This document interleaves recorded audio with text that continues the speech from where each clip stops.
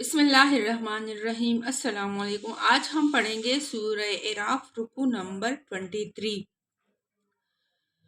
وہ لوگ جنہوں نے ہماری آیات کو جھٹلا دیا ہے تو انہیں ہم بتدریج ایسے طریقے سے تباہی کی طرف لے جائیں گے کہ انہیں خبر تک نہ ہوگی۔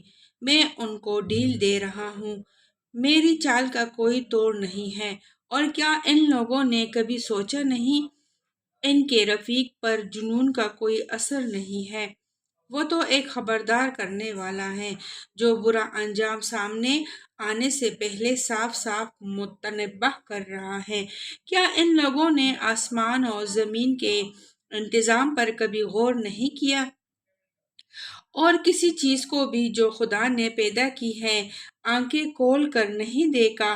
اور کیا یہ بھی انہوں نے نہیں سوچا کہ شاید ان کی مہلت زندگی پوری ہونے کا وقت قریب آ لگا ہو؟ پھر آخر پیغمبر کی اس تنبیہ کے بعد اور کون سی بات ایسی ہو سکتی ہے جس پر یہ ایمان لائیں؟ جس کو اللہ رہنمائی سے محروم کر دے اس کے لیے پھر کوئی رہنما نہیں ہے، اور اللہ انہیں ان کی سرکشی ہی میں بھٹکتا ہوا چھوڑ دیتا ہے۔ یہ لوگ تم سے پوچھتے ہیں کہ آخر وہ قیامت کی گھڑی کب نازل ہوگی؟ کہو اس کا علم میرے رب ہی کے پاس ہے، اسے اپنے وقت پر وہی ظاہر کرے گا۔ آسمانوں اور زمین میں وہ بڑا سخت وقت ہوگا، وہ تم پر اچانک آ جائے گا۔ یہ لوگ اس کے متعلق تم سے اس طرح پوچھتے ہیں گویا کہ تم اس کے گوچ میں لگے ہوئے ہو۔ کہو اس کا علم تو صرف اللہ کو ہے، مگر اکثر لوگ اس حقیقت سے ناواقف ہیں۔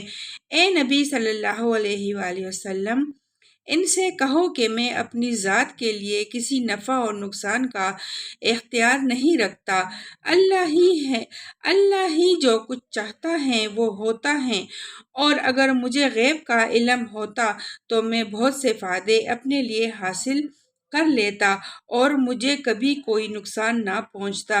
میں تو محض ایک خبردار کرنے والا اور خوشخبری سنانے والا ان لوگوں کے لیے جو میری بات مانے۔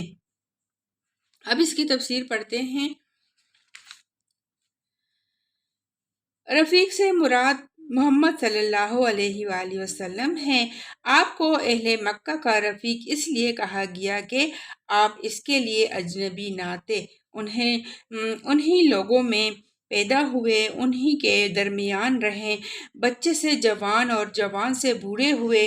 نبوت سے پہلے ساری قوم آپ کو ایک نہایت سلیم الطبع اور صحیح الدماغ آدمی کی حیثیت سے جانتی تھی۔ نبوت کے بعد جب آپ نے اللہ کا پیغام پہنچانا شروع کیا تو یکایک آپ کو مجنون کہنے لگی۔ ظاہر ہے کہ یہ حکم جنون ان باتوں پر نہ تھا جو آپ صلی اللہ علیہ وسلم نبی ہونے سے پہلے کرتے تھے، بلکہ صرف انہی باتوں پر لگایا جا رہا تھا جن کی آپ نے نبی ہونے کے بعد تبلیغ شروع کی۔ اسی وجہ سے فرمایا جا رہا ہے کہ ان لوگوں نے کبھی سوچا بھی ہے آخر ان باتوں میں سے کون سی بات جنون کی ہے۔